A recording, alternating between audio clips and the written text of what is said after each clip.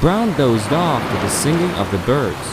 An impudent dog ran up to his bench and started to relieve itself. Brown tried to chase the dog away, but it bit him on the leg. The owner of the dog came, blamed Brown for everything, and continued his walk. Frustrated, he sat down on the bench and began to calm his nerves with the puppet again. Suddenly, a strong wind rose. The telescopic tower began to sway, and it collapsed right on the owner of the dog. This crazy day made Brown feel dizzy, so he decided to go home. But even there, his wife scolded him. "You tore your last jeans, loafer!" They had a big fight.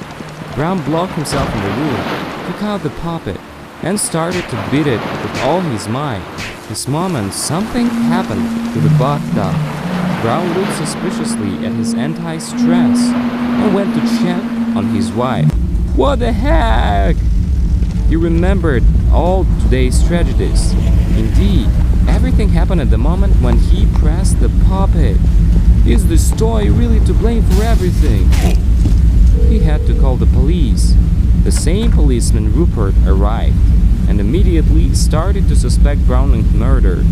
The guy tried to explain that the puppet was to blame for everything, but the policeman only laughed at this and locked the poor man in the cell until the circumstances were clarified. Kirk didn't believe the man either. Well, check it for yourself. Kirk grabbed the puppet and started poking. Well, I told you, nothing would happen. Help! My heart! The duty officer came running and tried to help him, but the man pounced on the guy, and a fight ensued. Brown tried to drag the attacker away, while Kirk quickly climbed under the bed. The policeman ran inside hearing the noise and started shooting. Kirk was gazing at the puppet and was already imagining all the fun things he would do when he got out of here. His mother arrived.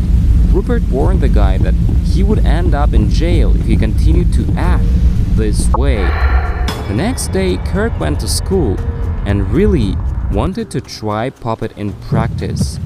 The chemistry teacher was pouring dangerous liquids from flask into a flask and was telling the students about molecules and atoms.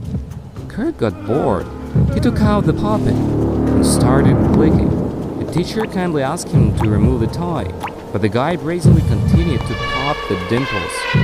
The teacher got distracted and didn't notice how he poured the liquid into the wrong flask. A reaction occurred, and his hand caught fire. It was very fortunate that the school guard had a fire extinguisher. He saved the teacher.